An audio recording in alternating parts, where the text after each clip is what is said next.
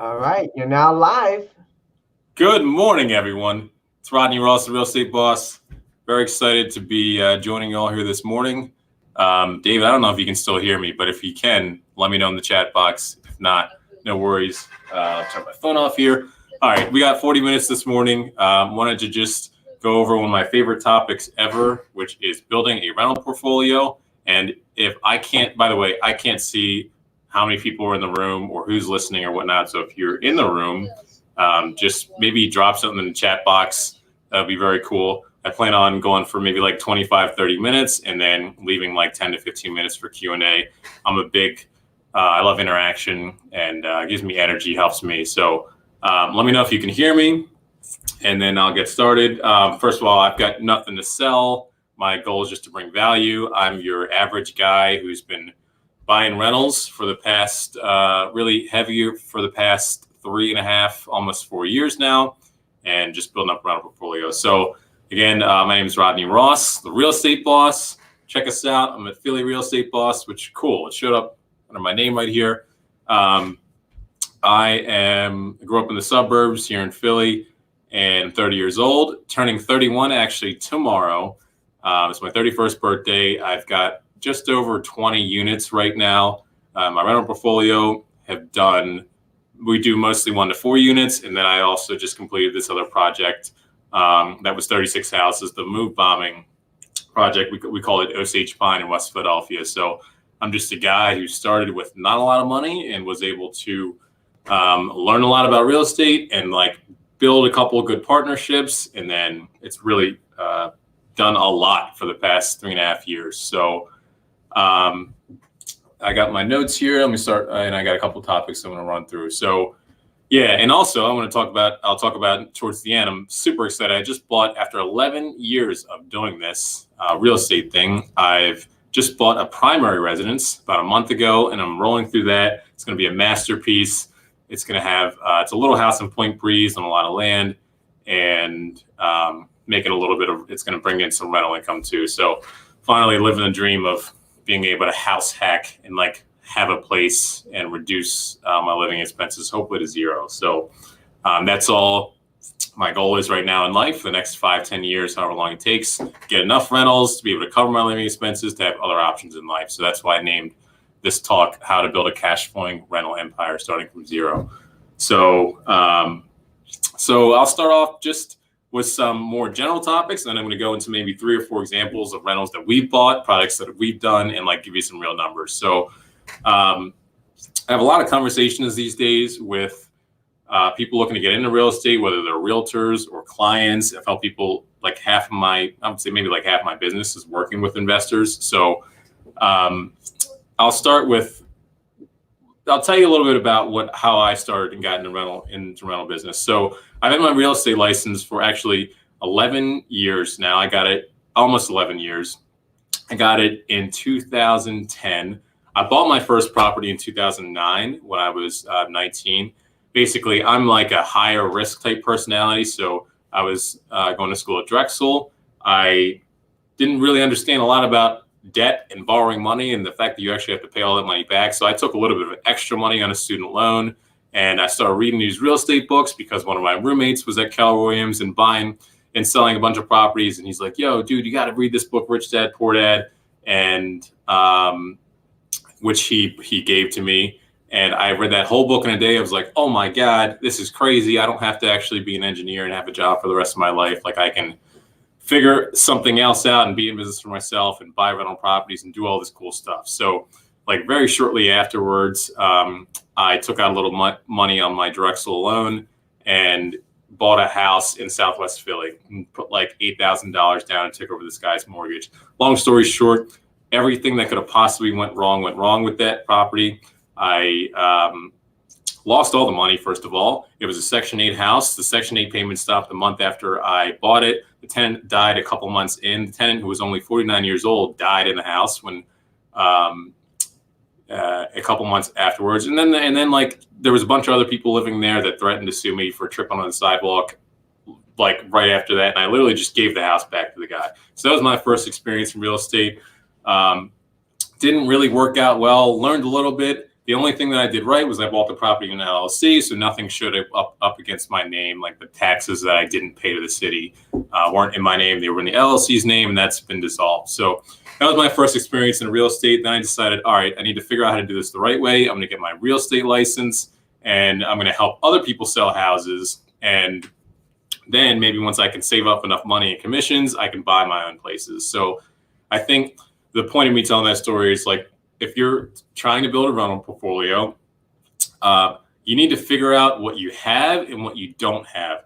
I think a lot of people don't have the money, and they think that that's something they need to get started. It's not really something you need to get started. If you have everything else figured out but the money's actually never the problem. And it took me years to figure that out. So for me, I decided, all right, I don't have the money, so I need to build up as much knowledge as I possibly could about the market, so I know exactly what markets to buy in, what stuff is renting for, what stuff is selling for, all that. And then build up resources, so that like realtor resources, wholesaler resources, so that I can find people that can bring me opportunities to buy.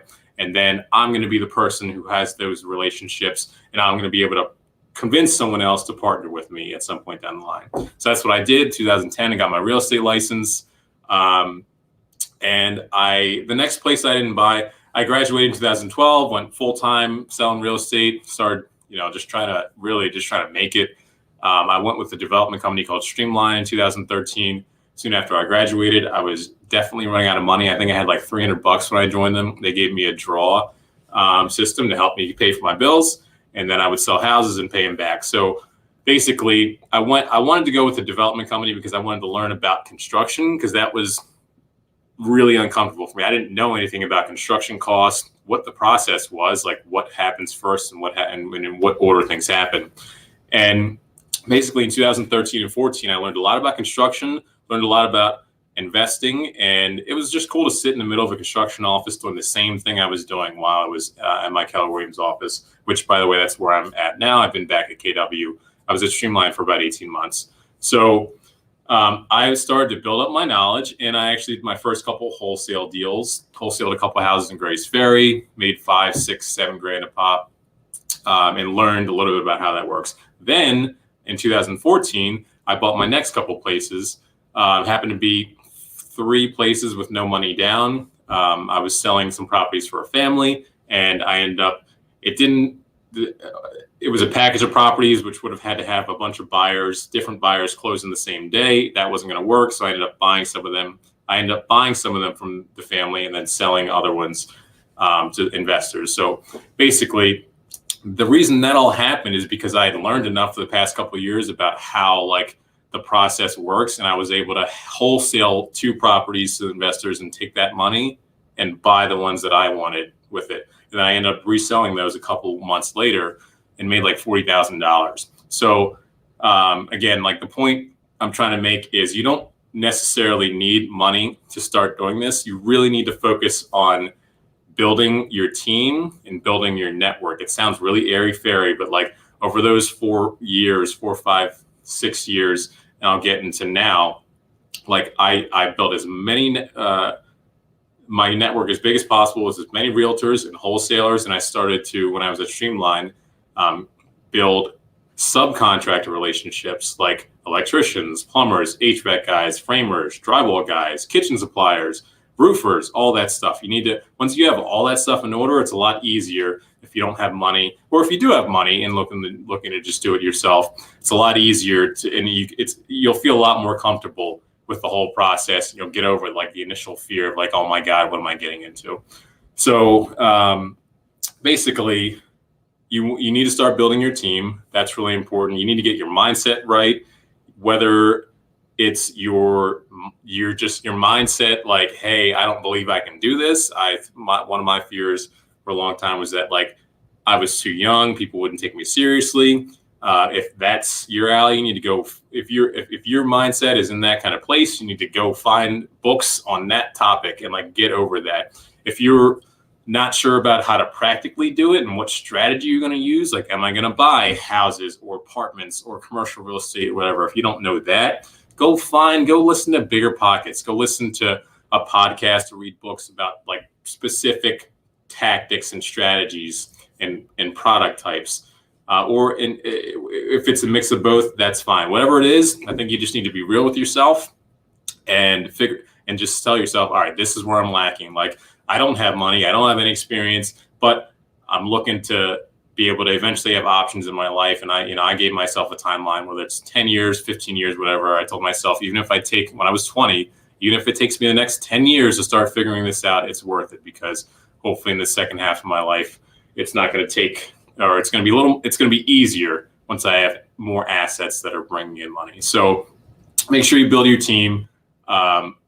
Having money is not everything. Raising money is not what you think it is. It's not sitting in front of somebody like I always imagined it to be, sitting in front of somebody, making a formal presentation like in a suit with a PowerPoint. And it wasn't that for me. It ended up being just a really casual conversation that happened out of the blue. And I think it felt like it happened out of the blue because I had taken all the time to prepare. And I had it all together. So I'll fast forward to 2017. In 2017, I happened to make 2 partnerships, one earlier in the year and then one later in the year. The one partnership, I think the first one was with, I don't remember which one came first. Basically, one of them was with my partner that I buy all my properties with now, and it was just a random conversation. She's an agent in my office, and she had more savings than I did, and she wanted to invest in real estate. And I had a lot of time, and I had all the connections, and we just started having a conversation one day after some random training class. Like, I had found a deal that I had been wholesaling properties to people and like making $5,000 and watching them make like 40, and then making $2,500 and watching them making like 80,000. So I just kind of reached a breaking point. I remember it was close to my birthday at some point in like 2016, I think, where I was like, I'm not going to sell. I can't sell. Whatever next one it is, I'm going to figure out how I'm going to buy it. So long story short, I found a house on 4200 block of Wallace Street, and it was a wholesaler I'd known for a couple of years, and it was like $42,000 he was asking, and I didn't have anywhere near that much money. And I spoke with my partner. She wasn't my partner then, like I said, and we had a conversation. I was like, hey, look, I think this is a really low risk investment. It's a little 2-story house right outside of West Powelton Village, and I think we're going to be able to make some money on it. So she and I had. It's important to to say again that, like, I didn't just say I thought we're going to make some money on it because that was just my feeling. Like, I know the area. I went to direct sold, and University City was the first area I started selling in. So, like, I showed her the path, like, hey, look, based on these sales, I think it's going to sell for this much. Based on everything I know and the whole performer I made, I think the rehab's probably going to cost $80,000 to $90,000. It's probably going to sell around $200,000. And I've lined up everybody. I lined up a crew to do the demo. I lined up a crew, some guys to do the framing. I lined up 2 electricians and 2 plumbers and 2 HVAC guys and all that. And I'm going to manage all the project. And if we don't make any money, I won't pay myself. So, like, we had that whole conversation, and then we ended up buying. We made an offer, closed on it. We spent like $95,000, I think, on it, and then we ended up selling it for like $210,000, I think it was. So that was our first investment, and that's how my partnership got started. And mind you, I didn't have any of my money in that first one, and we did pretty good on it. And we were all in for maybe $150 and sold for $210. So that picture and those numbers are pretty. What's the word I'm looking for? A lot of our investments look like that, whether we'll buy something for $40, $50, $60, $70,000, put 60, 70, 80, 100 into it, 150. Now we're doing triplexes, duplexes. It might be more like 150, 160, 180. And then we're in that good margin where stuff is worth, we have about 30, 35%, if we're lucky, equity in our projects. So since then, like I said, we bought, I think it's 20 places since the middle of 2017. In that partnership, right now we're selling some, and we're actually gearing up to just put some money aside and go for some larger projects. So I'll talk about, after I go through the other partnership, I'll give some examples. I have like a duplex example, and I guess I could talk about the Osage project a little bit. So the other partnership, which we ended up doing. And by the way, before I keep moving on, I don't know if for anyone that's joined in the past couple of minutes, let me know if you're here. If you can, in the chat box, I'm going to be doing some Q&A for the last 10 minutes here, which is I think at 15-20 minutes. So just say hi in the chat. And if you have any questions, you can feel free to put them in right now, and I'll get to them towards the end. So the next example that I have, so I'm going to talk a little bit about the Osage project. The our Osage Pine project, which I mentioned at the beginning, it was 36 houses we bought from the city. It was the site of the move bombing in 1985, which actually I think yesterday or this week, there's been a couple articles about that. Long story short, we formed a partnership. It was me and 2 other people, and we made an offer. The city made an RFP, which is a request for proposals. They had owned all this land, all these houses for the past 30-something years, and they were looking for a developer to redevelop the site, sell them to homeowners. So that was kind of like a similar conversation to my first partnership. And really, it just, was my one partner, Jim. I think I had seen him at some like GPREIA event, or it used to be called, I forget what it used to be called, but one of Jim's Aspel's events up on Sea Line Avenue. And we had initially gone after another project, also in West Philly. And again, like this, this just happened out of just a normal conversation. Hey, how have you been? Haven't talked to you in a while. Oh, hey, by the way, I think I found a site here that I think we could maybe build this many houses, yada, yada, yada. And then one thing led to another. We ended up had a short meeting, and then we decided to maybe form a partnership, not for the Osage Pine project, but for another project. That one ended up falling through, and then the timing just happened to be right that the RFP from the city came out for the Osage Pine project. So that's probably a really extreme example of, and by extreme, I mean, like, I guess that's not an everyday project, but the theory and the principles about how that happened is the exact same as like putting together a little partnership, whether it's just you and one other person to buy a house. It's the same thing, just the numbers were a little bit bigger for the Osage Pine project, in that I figured out, or I knew what I was good at, and I knew what I didn't have. I knew that I'd gotten, I was starting to get pretty good at like problem solving and putting people and resources together, but I didn't have the money, and I didn't really have any like political connections and all that either. So like basically the other 2 partners I had both of those things. So, and that was it. And we just put together, we made an offer on it. A year and some change later, we ended up closing on the project, and we actually just sold out of that project. And I think the last settlement was at the end of July of this year. And it's like real money that you could make from doing this. It's not just airy fairy, like, oh, we're gonna make a couple $1,000s. Like we actually made some real profit, which I've been able to take and reinvest and buy primary residence and do other stuff with. So just to reiterate, you want to make sure that first figure out what you have and what you don't have. Not having money is never your actual problem. It's always something else. It's not the lack of money. It's usually the lack of you being resourceful enough. So I'd say lack of resourcefulness is really the problem, not the lack of money. You just come up with a plan.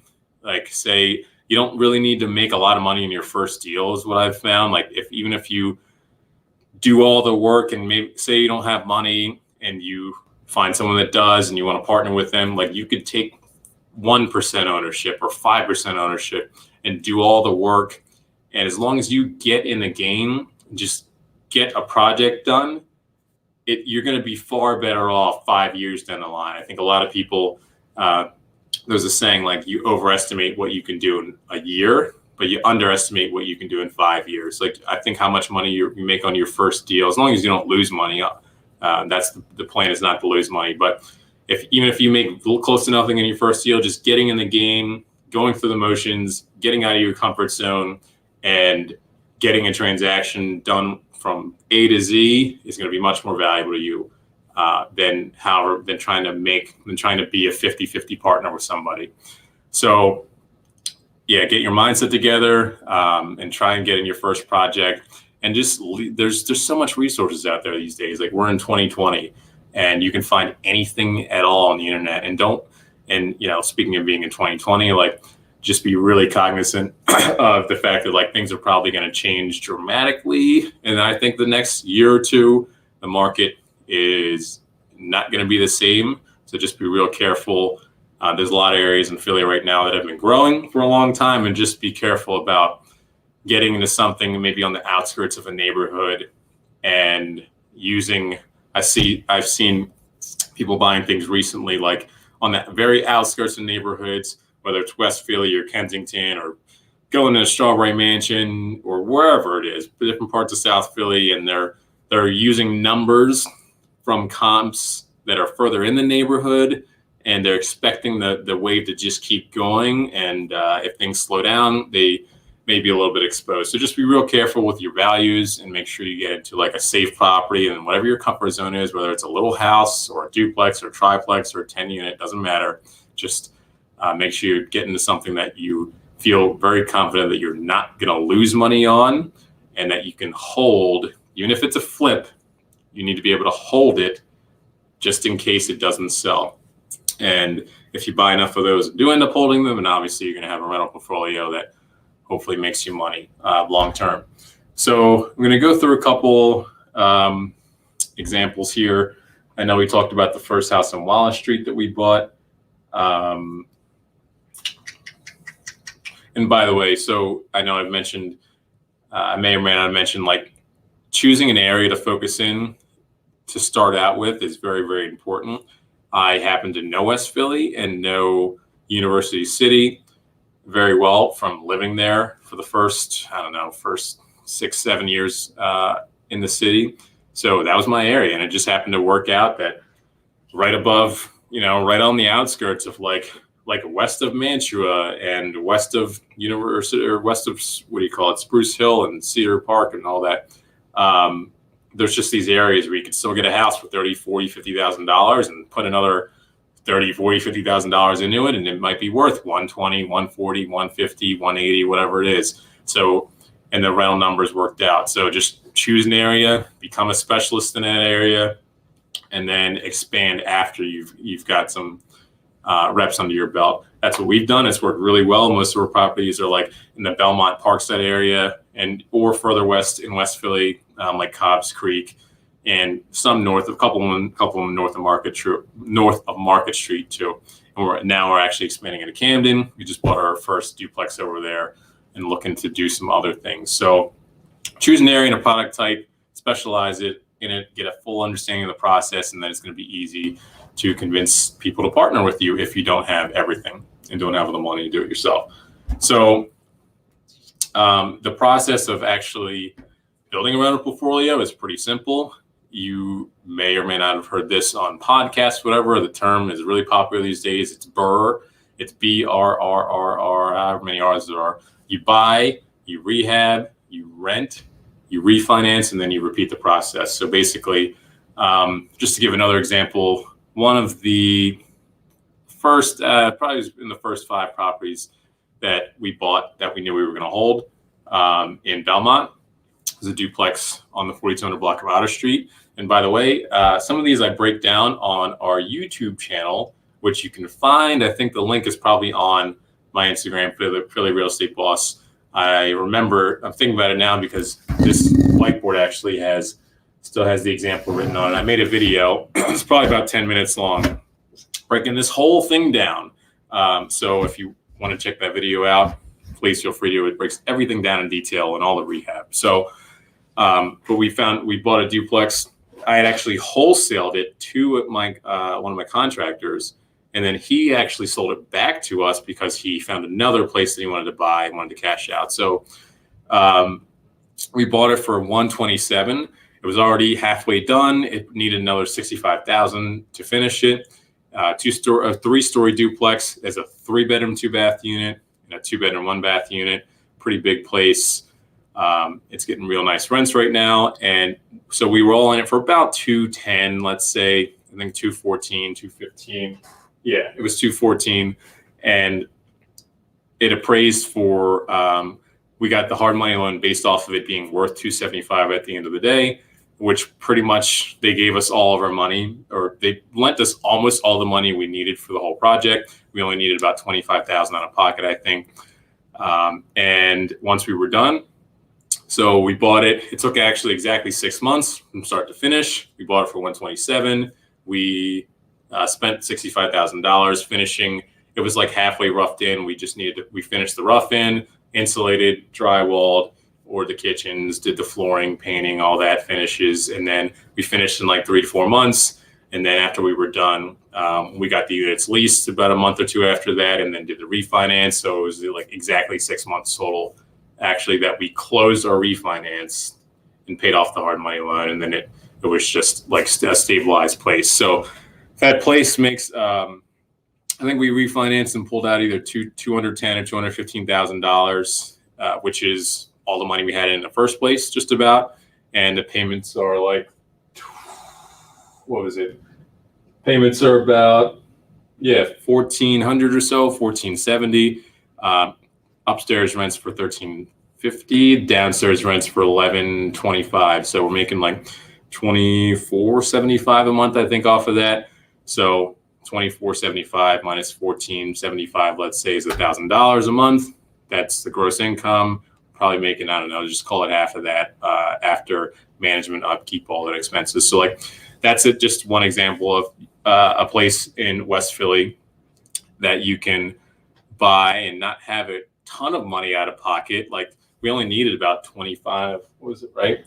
I'm sorry, we actually needed about $60,000 total to put out and get back for that project. But if you think about it, putting $60,000 out for 6 months and getting 90% of it back, and then making, say, $500, $600 a month in cash flow forever after that, is a pretty good trade to me. And we've just repeated that. We bought another triplex right next to that, and we're doing the same thing right now. We bought it for 71. It needs a lot more work, like $180,000 of work. After all is said and done, with sprinkler systems and permitting and all that, and new roof and this and that. And so it's the same kind of concept. We're buying something for less than $100,000 or doing a full rehab to it, and then it's going to be worth, nowadays, the place, like our duplex, which just appraised for 270. It appraised for 275 when we finished the project. That was like almost 2 years ago. We just refinanced it actually this week, and now it's worth 330. And where the rents are going to be bumped a little bit on this next turnover, and now it'll probably make even more monthly income. So now the triplex that we're working at next door, it's the same thing. But buying it for 70, putting 180 into it, we'll be all into it for like 280, I think. And honestly, I think this triplex is a decent amount bigger, and it's probably going to be worth more like 375, not 275. So we're just repeating that same process. And I encourage you to do the same thing. Like, depending on how aggressive you want to be, you could do this once a year or once every other year, or 2 or 3 or 4 or 5 or 10 times a year. And you can very quickly, it doesn't take a lot of $500 a month income streams to be able to give you options in life. So that's all we're focusing on doing. Buying in developing areas helps you get the best of both worlds. West Philly, for example, like certain neighborhoods in West Philly will not only give you decent cash flow, but it also will most likely appreciate at a decent rate. And we like to stay with affordable rentals, because I think as the market shifts, which it definitely will, like our highest rent for any of our properties is like $1,600 a month, $1,575, something like that. And that's a whole 4-bedroom, 2.5 bathroom house. So I think even if everything, say poo-poo hits the fan in a year or two, which it will, there's always going to be someone looking for a 2-bedroom apartment for $1,100 a month, or $1,200 a month, or $1,000 a month, or whatever it is, or 3-bedroom house for $1,250, or $1,300, or $1,350, or a 1-bedroom for $900 to $1,000 a month. That type of tenant is always going to be there, and most people tend to, if someone's renting a $2,000 a month apartment that's 2 bedrooms, they're probably going to, when times get tough, they might drop down to $1,500 or $1,600 or $1,400. And that I've seen and heard from more experienced people that happens across the board. People tend to drop a little bit. They drop a step down and decide to compress and save a little bit of money on their living expenses when the economy gets bad. So I think that there's always going to be tenants for that type of product, the type of product that we're buying. So I think that lowers some of the risk of just the risk of not being able to rent your places out for what you thought they're going to rent for, and then you actually losing money every month rather than making money every month. So we're about 30 minutes in. For those of you that are still here, please let me know if you have any questions in the chat box. Otherwise, I'm happy to go into more examples. And actually, wait a minute. Holy smokes. I haven't seen any of your messages so far. I actually only had the private chat open. So there's a bunch of messages here. Jessica, thank you for recognizing the Final Fantasy ringtone. All right, great. How do partnerships work? How does the payout work? Can you give an example for partnership considering 50-50 to the cost of a down payment on a mortgage? And how do you screen contractors? All right, I'll start with this partnerships conversation. Kind of like I've said, like partnerships it's like a marriage in a way. Like you know what, let me not start with that example. Partnerships, when you're looking for partners and trying to figuring out someone to go into business with, like I'm going to repeat this again, you need to figure out what you offer first. Like most partnerships are one person has the money and one person has the time and the resources. And those could be worth the same thing in both of your eyes. You might decide to be 50-50 because one person's bringing the money and spending no time, and the other person's bringing the resources and managing the entire project, and maybe you'll just split the profits. And how the payout works, like talking about payouts, for example, let's take this duplex that I just gave an example of. We needed $60,000 to do it. We bought it for let's say 130, spent 60, refinanced, got our money back. If one partner puts all the money up, say they put up the $60,000, they put it in the bank account, that's what you're using for the entire project. You go through the whole project, you finish it, you rent it, you start your refinance process. When you refinance, usually the person who puts the money up gets their initial investment back, and maybe you leave a little bit in the account to cover for a rainy day, or if something happens, you leave $3,000, $4,000, $5,000 a unit in the bank account just in case your roof leaks or whatever. And then after that, then whatever you have agreed to, like say you're making a couple $1,000s a year in cash flow, or I don't know, 3, 4, 5, 7,000, whatever it is, then you're going to split it yearly from then on. Similarly, like if you're doing a flip, same thing. If someone puts up $50,000 for a flip, you buy a house, you rehab it, you sell it, they get their money back first, and then you split your profit. So it's whatever you agree to.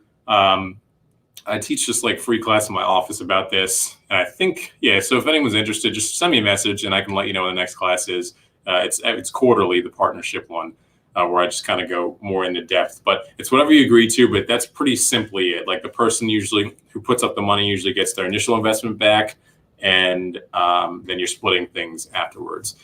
And can you give an example for a partner contributing 50-50 to the cost of a down payment on a mortgage?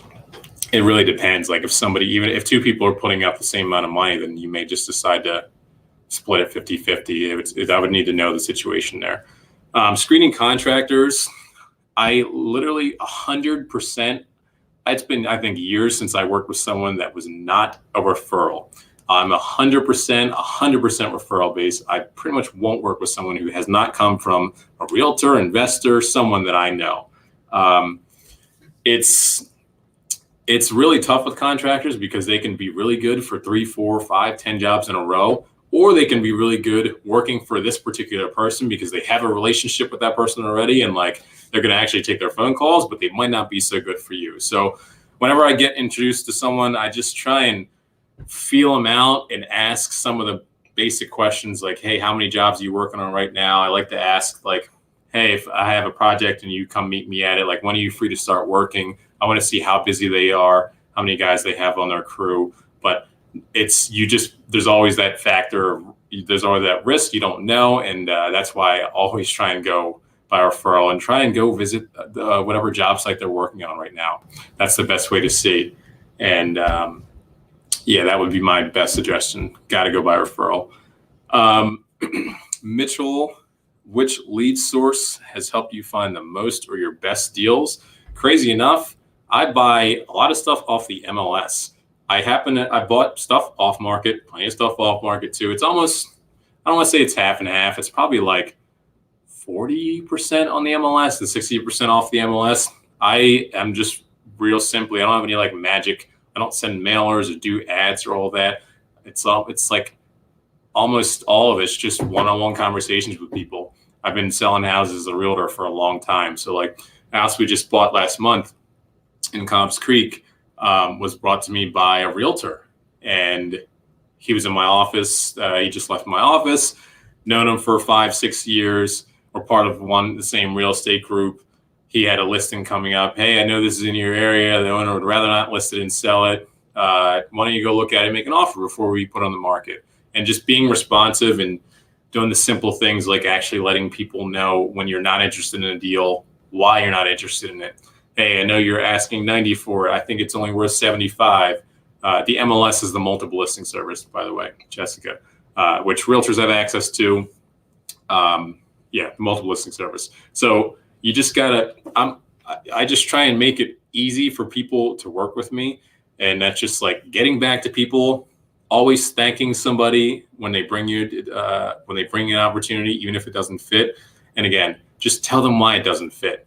Like, hey, the numbers that I know you said that the rehab is probably going to be $40,000. This happens. I mean, in every email I get about a wholesale deal, it says, oh yeah, buy it for 50, spend 50 into it. It's going to be worth 150. You'll make $50,000. Like that's never the case. So just even going a little step further and saying, hey, look, like I saw in your email that you were estimating rehab as being 50. I walked through there, and because I saw the roof was falling in and, some joists need to be straightened out and the concrete's all messed up in the back, I think it's going to cost more like 60 or 65. And that's why I've got to offer you 35 instead of 50. Just giving a little bit of an explanation really helps. But it's one-on-one. There's no secret to it. You just need to be really intentional about what you're going to be doing, and you need to know exactly what you want, and you need to just keep expressing that to people over and over. And that's how I've found it's just story after story. Like it's even with the stuff on the multiple listing service. Like I've had houses that are listed. An example of one that I flipped that we sold a couple months ago. It was a house on the 800 block of Brooklyn Street, listed for $107,000 or $108,000. I knew it was worth half of that. Literally, we ended up buying it for 55, I think. It was listed. Called the realtor. Hey, I'm Rodney. I buy stuff in this area. Because I went and looked at the place. We owned a bunch of stuff within a couple blocks. I know you're asking 107, but I looked at the place and I think it needs a total gut, which is going to cost us $100,000. And we bought in similar places for around $50,000 to $60,000. So it's probably going to be worth 50 to 60. I'll offer you 50 right now. Or no, I actually think I came up with our final number. I said, I'll offer you 55 for it. Nope, we're going to sell it for more. Waited another 2 weeks. Called him again. Hey, just checking how are things going. Yeah, not great. Waited another 2 weeks. Called him again. Hey, how things are going? Oh, we got an offer for 75. Someone's going to buy it with an FHA loan. Okay, great. Let me know if it doesn't work out. Long story short, 3 weeks later, he finally gets back to me. I saw that the deal fell apart, which happens all the time. People go for FHA rehab loans and they have no idea how much stuff it's going to cost, and they're thinking they're only going to spend 60 and they're really going to spend 100, and it falls apart after 2 to 3 weeks. Happens all the time. So you just got to be the person who's there after everyone else is gone. If it's stuff that's on the MLS, or try and be the first person in there. And again, I have story after story about like I don't do anything special. I don't overpromise and underdeliver. And I tell people like it is. And what I find is that when you're intentional about what you're going to do, like people don't ask me for proof of fund, even if they don't know who I am. Like when you can talk the talk, no one asks me for proof of funds or like bank statements and all that. I haven't sent anything like that to anybody for a long time, maybe once in the past 7 or 8 deals. So That's my piece. That's my word of advice on that. We're coming up to the time here, so if anyone has any more questions, I'll answer one last one, or wait and make sure I didn't miss any. But otherwise, hopefully this has helped somebody, at least a little bit. You can find me on Instagram. Yeah, Instagram has the link to all of, I think, the other accounts, the YouTube channel where I break down lots of examples. I put a lot of short videos on Instagram and LinkedIn about just different real estate topics. And let me check the chat one more time. And yeah, otherwise, thanks for listening, guys. 40 minutes went by pretty quick. I think looks like we're all set. So have a great day. Enjoy the rest of the speakers. And I'm going to go move into my new house and get my U-Haul truck. So see you guys later.